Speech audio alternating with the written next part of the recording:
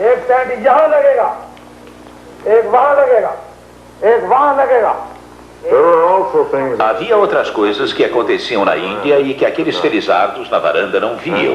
Deixavam de ver mesmo quando, conforme o sábio costume, iam levar a justiça e coletar impostos pelo interior. Eles eram cegos aos abusos locais e à falha administração dos indianos pelos indianos.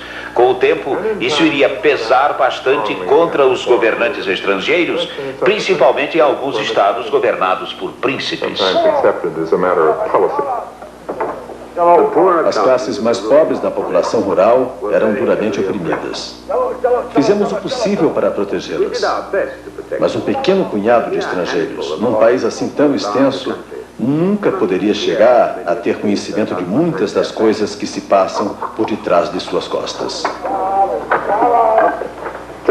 John Byms provavelmente foi mais eficiente ao lidar com os britânicos do que com os abusos dos indianos. Em 1866, um fazendeiro britânico foi acusado de praticar atrocidades contra seus empregados.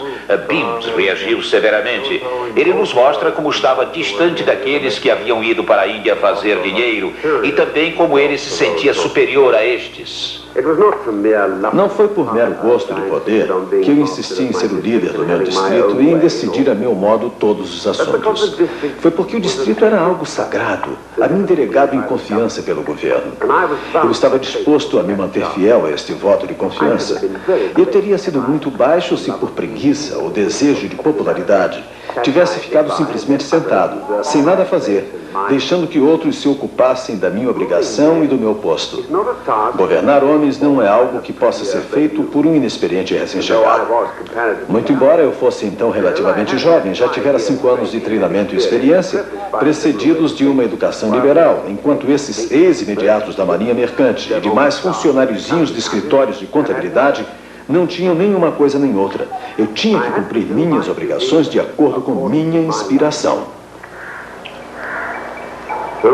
A lei alcançou os lugares mais remotos da Índia. Os tribunais chegaram a este distante lugarejo. E também a ordem. Todos os que tiverem petições a fazer, aproximem-se.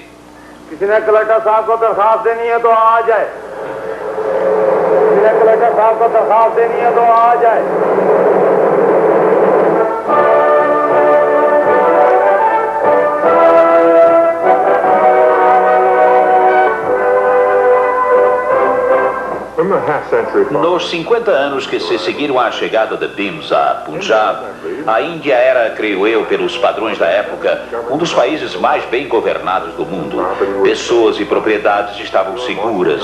Estava garantido também o direito de pensamento e expressão, mais do que em tempos recentes. Eram tomadas medidas concretas para a irrigação das terras, para acabar com a fome, para a construção de portos, estradas e pontes.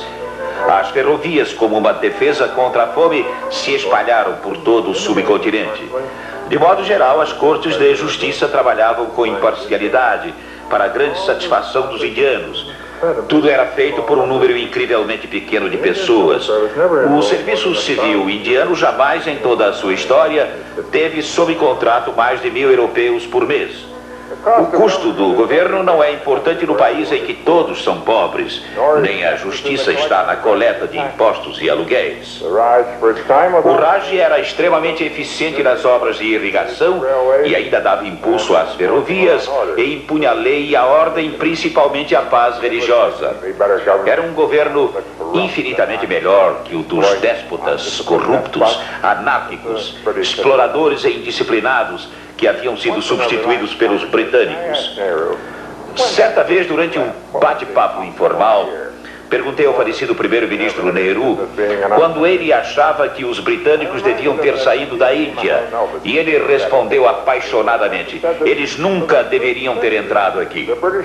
Lembrei-lhe que Mahalanobis, o grande estatístico, havia dito que durante os primeiros 100 anos, os britânicos haviam sido considerados os libertadores de Bengala. Nehru admitiu estar errado, mas ainda acrescentou: bem, mas eles deviam ter ido embora depois da Primeira Guerra Mundial.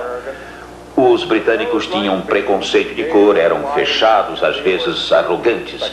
Mas aqueles como Beams, que dedicaram suas vidas à Índia, eram imensamente respeitados por aqueles a quem governavam. Eles, por sua vez, amavam a Índia, a grandeza do seu povo, sua cultura e sua paisagem, como esta maravilhosa construção, o pavilhão real aqui em Brighton também mostra. Jamais houve um clube tão melancólico, e isso eu posso afirmar por experiência própria, já que era uma espécie de sócio honorário dele. Mas como acontece com todo o esforço de um povo para governar outro povo à distância, também esta tentativa estava destinada ao fracasso.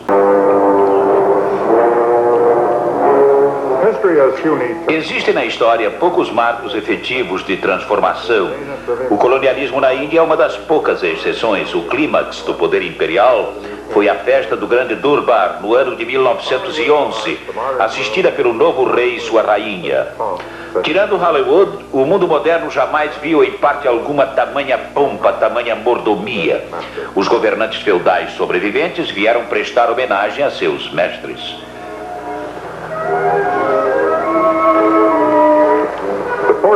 As forças que entrariam em ação para expulsar os dominadores já estavam presentes. Aqueles que enfraqueceriam o seu poder viriam logo a seguir. As guerras eram iminentes. A Primeira Guerra Mundial viria a enfraquecer e destruir as antigas classes dominantes na Europa, as mais ferrenhas defensoras da ideia colonial. E também os impérios da Europa, como veremos daqui a pouco. Ambas as guerras redundariam em pesadas responsabilidades por parte dos governantes junto aos governados. As ideias e os acontecimentos estavam em movimento lento, mas inexorável.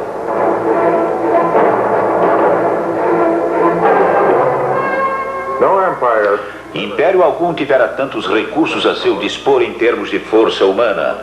A utilização desta força em duas guerras gerou a obrigação moral de conceder o governo próprio e a independência a quem havia servido tão bem. Houve quem encarasse tal dever de maneira inversa. As tropas deveriam defender o império contra o partido do Congresso na Índia. Na França, na Líbia e na Birmânia, as tropas indianas deram suas vidas na luta por uma causa que elas sabiam justa. Estas tropas representam o espírito da Índia, não o das massas do Partido do Congresso. Massas que atendem à demagogia de seus líderes, muitos dos quais acham que uma Índia sem a Inglaterra seria uma Índia para os indianos. Mas ela viria a ser uma Índia sem a Inglaterra. Sou economista. Por orgulho sindical, costumo examinar cuidadosamente as causas econômicas. Não creio que a economia tenha tido muito a ver com a independência da Índia. Os ingleses estavam lá para ganhar dinheiro, mas não estavam no núcleo da tensão e do ressentimento. Existiam capitalistas ingleses, mas ao tempo da independência havia também grandes capitalistas indianos. Na minha opinião, as firmas inglesas não eram vistas de maneira muito diferente das firmas indianas. Algumas delas consideraram a independência uma reação contra a exploração capitalista. Se isto tivesse sido assim, os Tatas e os Birlas não teriam sobrevivido, e eles sobreviveram muito bem. O que levou à independência foram as guerras. Foi a crescente autoconfiança da elite indiana, os homens e as mulheres, que haviam sido educados para a independência em Oxford, Cambridge e na London School of Economics. Foi a crença, a convincente crença, de que governos modernos podiam fazer mais do que promulgar leis, editar ordens, construir canais e ferrovias. Uma ideia que também provinha da Inglaterra. O mais importante de tudo, porém, era o sentimento de indignação, a tensão e o desentendimento que ocorrem quando um povo governa outro povo diferente à distância. Por que, perguntavam os indianos, temos nós que ir buscar em Londres nossos governantes? Por que não os nossos próprios governantes? Isso, acima de qualquer coisa, foi a centelha que botou fogo em tudo. Clement Attlee enviaria Mountbatten, o último vice-rei, com um cronograma. Mountbatten deveria agir como um verdadeiro soldado, com a força de um vice-rei, como um homem de vontade férrea. Deveria deixar claro que a vontade de ficar já havia terminado. O Visconde de Radcliffe, um grande conhecedor da Índia, mas despido de reputação quanto à sua imparcialidade jurídica, mais uma vez a lei, foi incumbido de dividir o subcontinente, a única solução que parecia permitir uma independência imediata. E ele foi dividido em Índia e Paquistão, agora separados por barreiras políticas. Mais uma vez um fim muito negativo. Em parte devido à natureza da solução. Não havia como dividir a Índia de maneira conscienciosa, os muçulmanos aqui, os sikhs e os hindus ali. E assim milhões de pessoas acabaram ficando no lado errado. Houve então a necessidade de migrações e, devido ao medo, o movimento foi intensificado. Na Espanha, a reação foi contra o supergoverno. A primeira vítima aqui foi a lei. Durante séculos, os hindus e os muçulmanos vêm se dedicando a imaginar modos de se provocarem uns aos outros. Agora havia chegado a hora de ajustar as antigas rixas. There was much grim history to redeem. Now was the time for settling the old scores. The law was gone.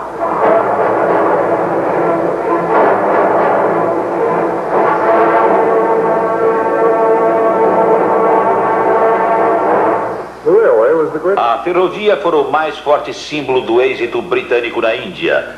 Agora passara a ser o cenário das mais violentas revoltas contra a lei e a ordem impostas pela Grã-Bretanha.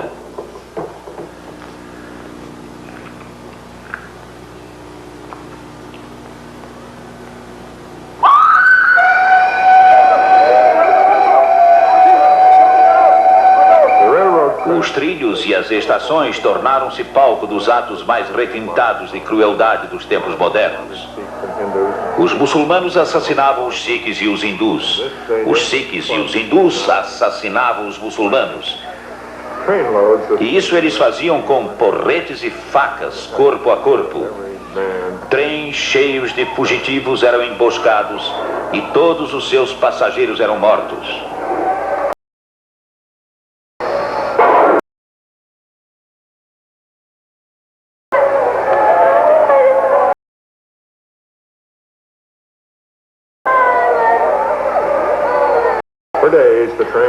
Durante vários dias, os trens chegavam aqui na estação junto à fronteira, carregados de cadáveres em vindos de ambos os lados. Ninguém aqui duvidava de que ainda estava comprovando o primeiro sinal do colonialismo, o final triste.